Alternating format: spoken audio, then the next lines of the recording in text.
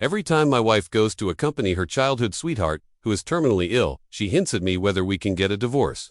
The biggest wish of her childhood sweetheart before he died was to have a proper status. Today, she hinted at me again. I didn't cry or make a scene. I just calmly said yes. This kind of conversation has occurred 99 times, and today is the 100th time. I have finally found a reason to persuade myself to get a divorce.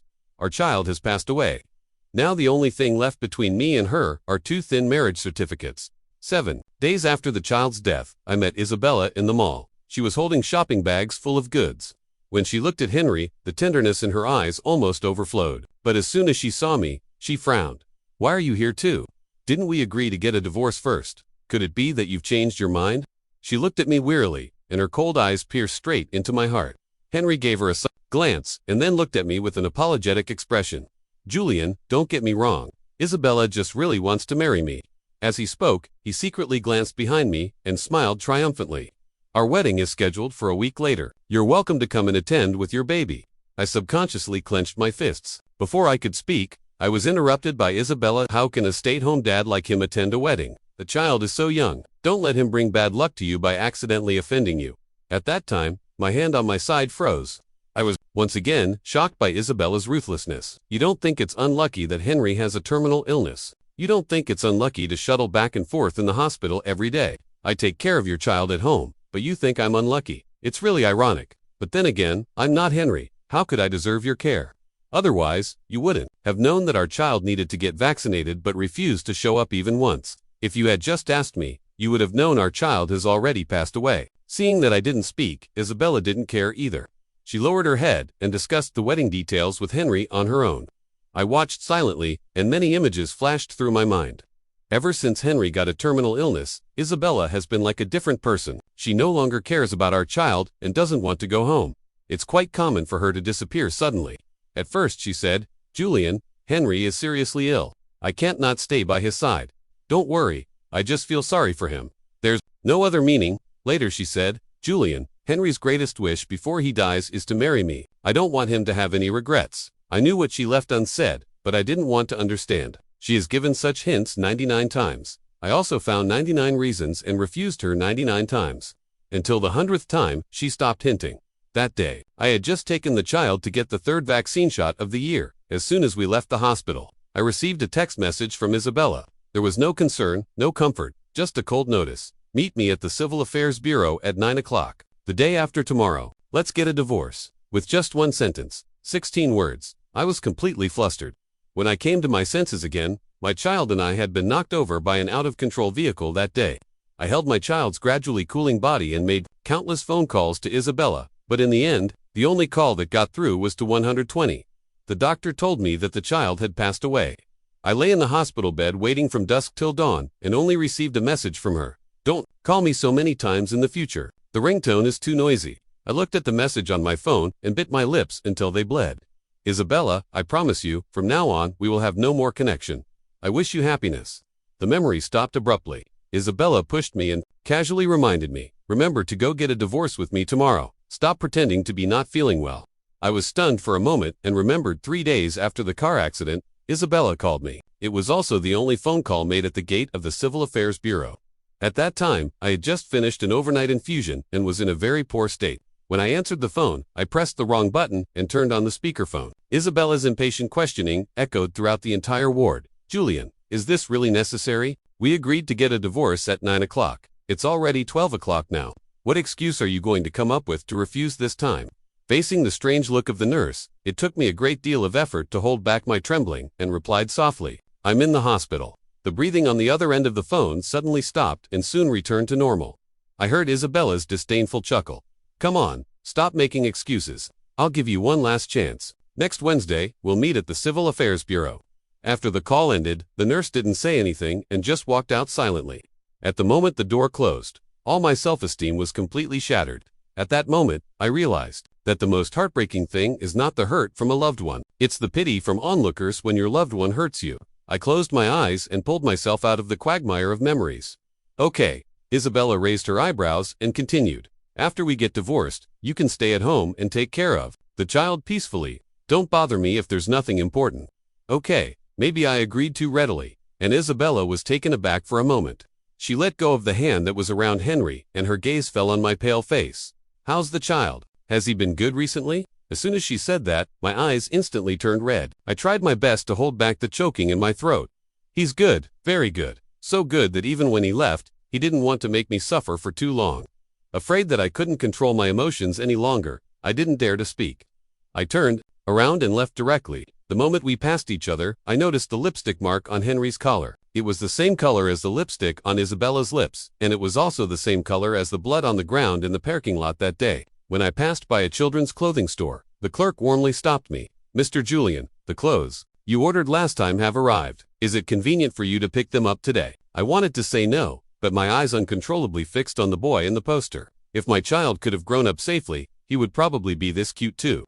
While I was lost in thought, the clerk had already neatly packed the clothes and handed them to me. It was a light yellow knitted coat. Yellow is Isabella's favorite color. I stared blankly at the small clothes in the bag and fled in a sorry state. The moment I closed the car door, my tears burst out completely. How suppressed can the cry of a father who has lost his child be? Now, I finally know. It was already late at night when I got home. As soon as I opened the drawer, I saw the dusty cigarette pack. Since the child was born, I forced myself to quit smoking. I was afraid that it would affect the child's health. I didn't dare to smoke before, and every time I saw a cigarette, I couldn't help but swallow. Now that I can smoke, when I see it again, I just want to cry. I went back to the kitchen and made myself a bowl of chicken porridge. Just as I was about to start eating, the sound of unlocking the door came from the entrance. Isabella walked in carrying a suitcase in her hand. I thought it was strange. Since Henry got sick, she hasn't been home for a long time. "Why are you back? Don't you need to accompany Henry?"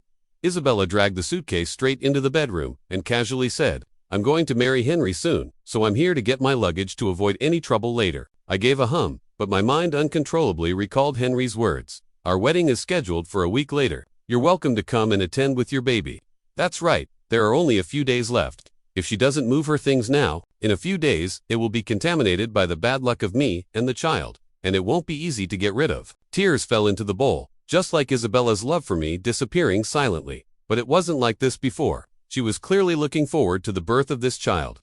We were clearly happy for so long. I lowered my head and was about to eat the porridge when Isabella, who had packed her things, suddenly said, "You made shredded chicken porridge. What a coincidence. Henry didn't have dinner tonight. This will just fill his stomach." After that, she naturally stepped forward and took the bowl of rice from my hand. I looked at my empty hand and forgot to react for a moment. It wasn't until she had found a clean lunchbox that I couldn't help but say, "This was my dinner." Isabella didn't even look up and packed the lunchbox. "Aren't there still cigarettes in the drawer? I remember that when you didn't have dinner before, 2 cigarettes were enough." My gaze fell on that cigarette pack. I twitched the corners of my mouth and felt a bit ironic. The child can't smell cigarette smoke. Isabella was stunned for a moment and put down the lunchbox in her hand. "Then how about you smoke less? Anyway, our child doesn't have any serious illness. It's okay to smell cigarette smoke occasionally." My nose suddenly felt sour, and I raised my head, unwilling to let the tears fall. "Yes, it's okay. The child is already gone, so of course, it's okay." Perhaps seeing that I was sad, Isabella let out a sigh and gave me a weak hug. "Julian, can you hold on a little longer? After the wedding is over, I will definitely accompany you." "Well, just bear with it a little longer." "Okay." I let out a hum, but my mind uncontrollably recalled the past. Julian Henry can't be left alone. When he's in a better mood, I'll accompany the child for the checkup. Julian Henry has a fever. After he finishes the checkup, I'll call you. Julian Henry won't let me go when he falls asleep. I'll go home and be with you and the child. Isabella, when will you realize that I really can't wait any longer? I took the initiative to step out of her embrace and handed the lunchbox to Isabella. "Go ahead, don't look back." At the moment she closed the door, I called out to her, "Isabella, do you remember how many times you asked me for a divorce that day?" Isabella's back paused before she could speak. I continued, "The 100th time, today is the 101st time tomorrow. At the gate of the Civil Affairs Bureau. We'll see each other on time." After saying that, I quickly stepped forward and closed the door, slowly but firmly, leaning against the door. I heard Isabella's rapid breathing. She didn't leave, and I didn't move either. The physical distance between us was only separated by a 10 cm thick door, but our hearts were separated by the whole world. The next second, Isabella opened the door with the key. She didn't come in, and looked at me for a long time. Finally, she took out a palm-sized rattle from her pocket and handed it to me. "I saw this in the mall today. Our baby would probably like it." With just one sentence, all the strength I had been holding on to was shattered. I took the rattle, immediately closed the door, and locked it. slumping to the ground, crying silently. I don't understand why people always only know how to love after they've lost something. Why do they always give me a glimmer of hope just after I've made up my mind? The rattle fell to the ground, making a clear jingle sound. I sat on the ground motionless for the whole night. The next day, I set off on time. As soon as I got in the car, I received a call from the hospital asking me to pick up the death certificate I had left behind. At that time, I didn't have the courage to open it, and like an ostrich, I left it at the hospital. I thought that as long as I didn't look at it, I could pretend that nothing had happened. Now it's time to wake up at 9 o'clock in the morning. Isabella was late. She seemed to have not slept all night, and there were bloodshot eyes when she saw me. A trace of disappointment flashed in her eyes. I thought, you wouldn't come today. I didn't say anything and just walked into the Civil Affairs Bureau one step ahead. How could I not come? We've both been waiting for this day for too long. Before signing, Isabella suddenly hesitated. The black fountain pen stopped on the paper for a long time and refused to move forward. Seeing this, the staff member kindly advised, since this young lady hasn't made up her mind yet, why don't you just forget it? I smiled, feeling it was ironic. If she really hadn't made up her mind, how could she have insisted 100 times? Isabella turned her head and looked at me, whispering, Julian, as soon as my wedding with Henry is over, we'll remarry. I still just hummed and didn't say anything. I thought that since she had lied to me so many times, this time it was my turn to lie. To her. After getting the divorce certificate, Isabella's heart was beating very fast. She always felt that she had missed something, which made her feel extremely uneasy. After walking out of the gate, Henry also arrived. He was wearing a pure white suit, and there was no trace of illness on him under the sunlight. I turned my head and motioned to Isabella. Henry is waiting for you. Isabella responded awkwardly, but there was no surprise on her face. Henry walked over, took out an invitation from his bag, and handed it to me with a smile. Julian, Isabella and I have discussed it. You're still welcome to bring your baby to our wedding. This is the invitation. I subconsciously wanted to say that I no longer had a baby and that I wouldn't go to the wedding either. But then I caught a glimpse of Isabella's nervous expression. Forget it, since we're already divorced. What's the point of saying all these things? I shook my head and bypassed the two of them, preparing to leave directly. A couple bumped into me, head on. Bang. The handbag fell to the ground, and things scattered everywhere. Isabella's pupils shrank. She immediately helped me up and asked, anxiously, are you okay? Did you get hit? The rest of her words stopped in her mouth. The woman's gaze stopped on the death certificate on the ground. The black words on the white paper wordlessly told everything. Those were such terrifying words that stabbed into Isabella's eyes like daggers. For a moment, she was so stunned that she involuntarily took a few steps backward. After a while, ignoring the contemptuous looks of the passers-by, Isabella let out a shrill scream. Even though the matter was already a foregone conclusion, she still staggered and then looked at me in disbelief with a sidelong glance. Absurd. You and I clearly made an agreement long ago. How could you curse our child like this? I didn't answer. I disdained her ridiculous and pitiful appearance. Now, ignoring me, who was still weak, she continued to rage. Julian, how could you do such a cruel thing? At this moment, all I could do was sneer. I didn't know what to do with her either. It's been 100 times, even the most perfect lie will be exposed, right? Isabella would rather maliciously speculate about my intentions than believe the facts in front of her eyes. I shook my head and said calmly, Isabella, I'm not you. I won't tell clumsy lies by relying on others. Our child is really gone. He didn't even have a chance to open his eyes and take a look at this world. Even his death was suspected by his own mother. Well, why should he miss this filthy world? There was no more ripple in my eyes, and an indescribable emotion welled up in my heart. Isabella's face turned pale, and thousands of words were stuck in her throat. At this moment, Henry was flustered, and his lips were trembling. Between the two of us, he couldn't even say half a word. Yes, how could he, who thought he had everything in his grasp, be willing to believe that I still had a place in Isabella's heart? Julian, now that Isabella and I are about to get married, don't joke about such things. I stepped forward and said angrily, I wouldn't joke about matters of life and death. Enough. Isabella shouted sharply, but then fell into a long silence. The air seemed to freeze as well. I didn't care, and wanted to see how else she was going to act. Henry said softly, Isabella, things have come to this. There's no use being sad anymore. How about we just— This sentence was simply adding fuel to the fire. Isabella raised her arm and threw Henry, who was pestering her, away. This kind of thing was really ordinary to me in the past. I actually endured it until today. For some reason, after being pushed slightly by Isabella, Henry immediately twitched all over and fell to the ground. I was indifferent to this. What a clumsy trick. But there are always people who believe it. Seeing that Henry couldn't get up from the ground, Isabella had no choice but to help him up. Julian, I was too stubborn in the past and didn't take your feelings into account. I watched my lover know, my former lover holding her childhood sweetheart. This past is really too long. It's hard for you to still remember it. You must wait for me. We can sit down and have a good talk. Now, you want to talk? Am I the kind of person who can be called and dismissed at will? You've talked about getting a divorce 100 times. Now that you've got what you want, I don't think there's anything to talk about, but rather than me, you'd better take him to the hospital first. Your fiancé's still unconscious. After saying that, I turned around and left, leaving behind Isabella's past on the ground. All those stories about infatuated men and women, talented scholars, and beautiful ladies are just jokes to coax children. I gradually saw clearly the emotion that welled up in my heart, my self-esteem, which would no longer be allowed to be trampled on. There were clearly a few words engraved: cut off what should be cut off. The smell of disinfectant lingers in the hospital all year round. In this place where life and death, partings happen all the time, it seems that everything can be let go. Isabella has more compassion in her heart because she knows Henry is seriously ill. Henry can feel that a force is gradually leaving him, although it's pitch black in front of his eyes. He's sure that some kind of emotion is fading away beside him. He opened his eyes, and the yellowish ceiling stared at him silently. Isabella. Fortunately, those hands didn't abandon him. What he had been seeking, all the way now, made him feel confused. There were tears in Henry's eyes. Isabella, if it weren't for you, would I have been abandoned on the street? Henry gripped Isabella's hand tightly. I'm so scared. I'm afraid that when I open my eyes, I won't be able to see you. And I'm afraid that I'll have to endure this illness all by myself. Henry's pleading now sounded indistinct in Isabella's ears. Don't leave me. Henry paused for a moment, and his voice was a bit weak, just like every time in the past. Okay, but this time he didn't get any response. Only then was Isabella's train of thought pulled back. Sorry, Henry, I have to excuse myself this time. I'll come back to see you. After Isabella left the ward, she didn't know how many times she heard his calls for her. Perhaps on a certain rainy night, Julian had also called out to her like this. It was just a silent struggle in his heart. How could he be willing to let others see his disheveled and embarrassed appearance?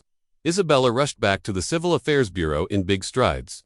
Her eyes scanned the surging crowd, but she could no longer see that face. There were a lot of people at the entrance of the Civil Affairs Bureau, some happy, some sad, but they were all in pairs. Only Isabella was alone, scattered in the sea of people. If the sea of people could also hear the sound of the waves, then, in Isabella's ears, there would surely be sighs one after another. My leaving or staying depends on no one but myself. The former indecisive self should be nailed to the pillar of shame to constantly remind the present self. When a person stands between heaven and earth, how can they be willing to live at the mercy of others? Liberty or death? Now that the child has left me, there is nothing that can stop my steps. When I got home, everything was still the familiar way. Those memories lingering in my heart made me feel as if there was a huge mountain pressing on my heart. Those pointless cries and sighs in the past were still chasing after me. I slapped my face with cold water, and my vision suddenly became much clearer. Since I know this is a place that makes me sad, it's better to just leave. I immediately started packing my luggage. Instead of spending time being sad, I might as well go and see the wonders of the world. The Tower of London sung in nursery rhymes, the cathedral painted by Monet. Which of those exotic sceneries is not more moving than the stagnant situation in front of me? Everything that will bring back my memories should be sealed up in this house. In the vastness of the sky and the earth, all the things in front of me will naturally be just passing clouds. At the last moment before leaving home, I turned around and looked at every table and chair in the room. I couldn't help but let out a sigh of relief and said to myself, goodbye, my past. Farewell, forever. Isabella wandered aimlessly in the crowd, going around in circles.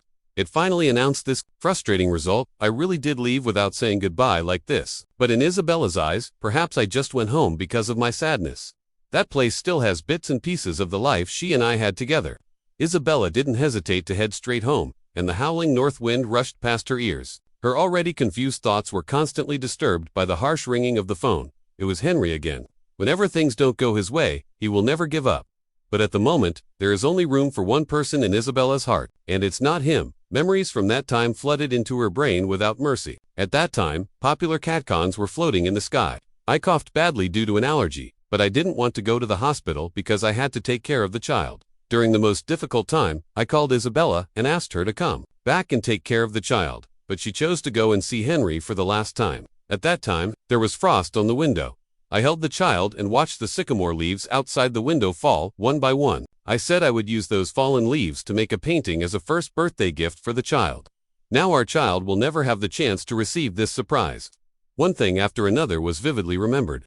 She clearly knew how many grievances I had endured, but she only remembered it now. Henry's calls kept coming, one after another, making Isabella, who was already uneasy, even more annoyed. She finally answered the phone. "Henry, don't you have any family or friends at all? Since you're seriously ill, you better stay with your family." The person who had been pestering her on the other end of the phone suddenly fell silent. Isabella was also stunned for a moment. A truth that should have been revealed long ago could no longer be hidden. The clouds that had been blinding Isabella were swept away. At this moment, she was suddenly speechless.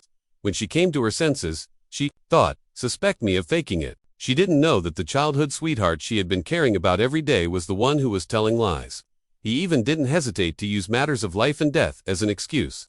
That's right, lies are the usual tricks of fraudsters. Isabella didn't hesitate to hang up the phone and rushed towards home. She had long been insignificant in my heart. I stopped a taxi, and the driver enthusiastically helped me lift the luggage. The moment I stepped into the taxi, an anxious figure passed me by. I rolled up the car window and looked sideways. Sure enough, it was Isabella. That tired and flustered figure was hurrying. "Do you want to mend the fence now that the sheep is already lost? Unfortunately, I'm no longer the lamb that can be slaughtered at will." I leaned against the car door and looked at the changing scenery outside the window. The poplar trees on both sides of the asphalt road whizzed by in front of my eyes. Not a single poplar catkin could blow in. I haven't felt so carefree for a long time. Only by putting down the huge mountain in my heart can I climb to a higher peak. When Isabella pushed open the door of the house, the whole room was filled with silence. This was the last farewell I left for her. Isabella looked around blankly. She turned on every light in the house, and the warm light brushed across her face. But she only felt an endless chill all over her body. The almost inaudible sobbing sound was infinitely amplified in the quiet room. Isabella lay on the dining table. There were still some sage plants bought a few days ago in the vase on the table. Without the care of the male owner of the house, they were already showing signs of withering. Isabella gently twirled the purple petals with her fingers. The withered flowers didn't have much fragrance. "I'm afraid I won't be able to smell it anymore in the future. I left this land and no longer cared about the joys and sorrows here." No matter how reluctant Isabella was, it was already too late. At this time, Henry was still alone in the hospital. Isabella felt sorry for him and went back to the hospital to visit him again. She specially chose a single room for Henry. Before she stepped into the ward, she heard the doctor talking to Henry. "Mr. Henry, your body has almost recovered. You don't need to be hospitalized anymore." "Doctor, my fiancé hasn't come to pick me up yet. I'd better stay here and recuperate for a while." "You're really strange. I've never seen anyone who insists on staying in the hospital when they're already well." Henry suddenly lowered his voice. "I said, I need to recuperate. Didn't you hear me clearly? I won't owe you the medical expenses." The doctor's voice also became a bit stern. "Sir, you're occupying medical resources. If you continue like this, I'll have to contact your family members." Isabella finally couldn't bear it and pushed open the door of the ward. "No need to contact them." This voice hit Henry like a bolt of lightning. "Isabella, why are you here?" Isabella opened her eyes in surprise. "Didn't you say you had a terminal illness? Doctor, what's going on?" The doctor looked at Isabella seriously. "Is this your fiancé? Although I don't know the details, he's in very good health." Before the doctor left the room, he still had a look of anger on his face. "You should go through the discharge procedures as soon as possible and don't affect the treatment of other patients." Isabella was sharply awakened by the doctor's words and frowned in disbelief. "Henry, you'd better give me a reasonable explanation." Henry stammered. He must be a quack doctor. This is a misdiagnosis. Isabella grabbed Henry's wrist. "Without hesitation, then we'll go to another hospital. I'll take you for a checkup right away." Henry knew that he couldn't hide this anymore. He quickly pulled his hand away and wiped away his tears. "Okay, even if there's nothing wrong with my body, if I didn't love you deeply, why would I swear with my life? There's only one ray of light in my life. How could I bear to watch her leave me?" Isabella's eyelids twitched a few times. "There are so many things you can pursue in this world. Why did you do such a stupid thing? Don't you have your own life?" These words immediately stabbed at Henry's carefully camouflaged facade. Henry swallowed his sobs back and withdrew his hand that he had pretended to wipe his tears with. He snorted disdainfully. Yes, I don't have my own life, but you do, and it's disgustingly wonderful." Henry raised his head and gave Isabella an undisguised look of contempt. "I'll just say it straight. Seeing you happy makes me feel worse than my own pain. Why should I be a foil to someone else's happiness? As long as I want something, there's nothing I can't get." Isabella looked at this man who was usually gentle and refined, and his face suddenly became blurred and distorted. Squeezing out a few words between his teeth, he said, "You really make me feel sick." Henry deliberately bumped into Isabella's shoulder, pushed open the door of the ward, and laughed contemptuously. "It doesn't matter anymore anyway. Your life now is just as messed up as mine. We're really cut from the same cloth.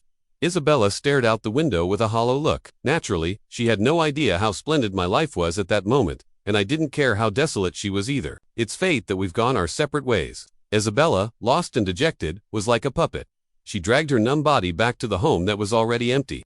She did have such a happy family in the past. If she hadn't made a wrong move, she wouldn't have regretted it for the rest of her life. She took out the photo album, and each photo pointed to the life that should have been smooth sailing. If she could have trusted me a little more, this room would be filled with warmth and joy now. Isabella rummaged through everything in the room that could record the bits and pieces of the past until she found a small package in the cabinet of the bedroom. There was a bell tied to it, and no one knew better than her where it came from. Unwrapping the package, it was full of the supplies I had prepared for the child. Small and cute clothes, as if for a doll, the baby bottle, and milk powder. I used to fantasize about having an incredibly lovely child when playing house. That dusty album, between its pages, was a sycamore leaf that was now as thin as a cicada's wing. Under the album, I wrote, "I welcome you, the lovely one, together with the world." Isabella looked a bit dazed. For whom were these things prepared? Of course, for our lovely child. But what about the child now? Because of his mother's neglect, he had left forever. She used to ignore my calls, and perhaps this was the child's punishment for her. Isabella slumped down beside the bed and couldn't calm down for a long time. I had already broken off all ties with her, and Henry was far from being a good person. She deserved what she got. Henry's sharp words before he left now seemed like retribution, but his down-and-out life in the past, who knew if it wasn't paying the price for his later evil deeds? How many times had he deceived Isabella with the lie of a terminal illness? Yet she still believed him. A terminal illness might cloud one's judgment, but were the sufferings of her husband and child really worthless? I never believed that either of them was innocent. The past arguments and quarrels lingered in Isabella's mind. I no longer cared about anything related to her, and Henry had also revealed his true colors. In the empty room, there seemed to be bursts of silent wailing. Now, when Isabella looked back, there was no one behind her. Regret devoured her heart, and grief dispelled her reason. Isabella curled up on the ground and buried her head in her arms. Whether she closed her eyes or not, all she could see was endless darkness. She took a deep breath and seemed to feel that the fragrance of sage still lingered in the air. Back at the dining table, there were only withered branches and fallen leaves left. This was indeed her final fantasy of the me that remained in her memory. In the following days, the door of the house remained tightly closed. When the sunlight shone through the room, the dust could be clearly seen. Henry still held a glimmer of hope for her happy life. He visited her with flowers again and again. Each time, Isabella would turn him away. A few times, even when she opened the door, she would just drive Henry away, in a stern voice. Now they were indeed birds of a feather. Over time, the room that was originally clean and tidy became a mess. In front of her eyes, I was still sitting on the sofa discussing the baby's milk name with her. Colorful window grills were pasted on the window. It wasn't any festival, just because I liked them. I thought the child would like them too. In the bedroom, there was the baby crib that we hadn't finished assembling. We followed the instructions step by step, but only made a somewhat unreasonable, semi-finished product. But that was fine to clumsy yet lovely, just like every family that had welcomed a new life. There was another untimely knock on the door. Isabella angrily pushed the door open. Just as she was about to refuse, she found that it wasn't Henry standing at the door. It was just a staff member. "Is this Mr. Julian's house?" Isabella took a step forward thoughtfully and blocked the door. "What do you want?" "Oh, Mr. Julian said not to send magazines anymore after he went on a trip abroad, but there's still a lot of balance on his membership card. This is the magazine. For this month, please accept it." Miss Isabella grabbed the staff member's shoulders. "You said he went on a trip abroad?" "Yes, he was really happy that day. He also said he would bring us souvenirs when he came back. Didn't you know?" Isabella's eyes were a bit glazed, and she kept asking the staff member questions. She contacted everyone around me in the past and finally learned about my whereabouts. But so what if she knew? It was just the last-ditch struggle of a delusional person. Isabella flew to find me overnight, just like the day I left. She was as anxious as an ant on a hot pan, but when she finally knocked on my door and our eyes met, everything in front of her was really too cruel. I was no longer alone, but I was indeed free from all worries. I had already made a lifetime commitment to a lady from a foreign land, but we still smiled at her and stood at the door exchanging polite pleasantries. This was more heartbreaking for her than sarcasm, because I had completely let go of these things and would no longer have any extra feelings for this person. It was really not worth it for me to care about her being sad or excited. Isabella left dejectedly, as if she had been poured a basin of cold water. The door that separated me from her was closed by my own hand. Isabella traveled alone on the plane back to her home country. She returned to that cold room, and there were several withered flowers placed at the door. Before Isabella could open the door, a harsh ringing of the phone came again. Henry's voice on the other end was particularly shrill. Isabella, don't refuse a toast only to be forced to drink a forfeit. My patience is limited. Don't think you can leave me behind. If you don't let go of that Julian, you'll live under his shadow for the rest of your life. Isabella hung up the phone impatiently, but Henry was like a ghost, always following her. Soon, he knocked on Isabella's door. Obviously, the approach of being polite first and then resorting to force didn't work on Isabella. So many bouquets of flowers were really just a show of unrequited affection. Isabella calmed down for a moment and let Henry in. What else do you want? Henry wasn't in the right but still spoke forcefully. Why did you disappear suddenly again? Who else cares about you except me? Now you're just a stain in Julian's eyes. Do you understand? Isabella thought of how she had traveled all the way abroad to find me but got rebuffed. Her body couldn't help but tremble, but Henry still wouldn't let it go. Say something. Have you lost your mind? I'm telling you, shut up. The veins on Isabella's forehead bulged, and shame and anger clouded her judgment. She suddenly picked up a fruit knife. On the coffee table, with a trembling hand, she held the knife and stabbed at Henry, who was still chattering. Perhaps Isabella was too nervous, and the knife only stabbed into Henry's shoulder. With a shout, the two quickly started fighting. When the neighbors called the police, the two were already covered in blood, out of breath, and lying on the ground, unable to get up. The sounds of the police car and the ambulance were particularly harsh after they came to their senses. They reluctantly revealed the truth. As expected, they were sent to prison. Of course, it didn't matter to me anymore. Hearing that Isabella and Henry had been imprisoned, I couldn't help but think of the past when she wanted to marry Henry and thought I was unlucky. She refused to let me attend her wedding with Henry. Now that she's a prisoner, that's the real bad luck. However, my wedding won't be any less wonderful because of anyone's existence. What I've been longing for will never be hindered by others. My fiancé and I have successfully obtained the marriage certificate. Fortunately, I divorced Isabella back then. Otherwise, it would really be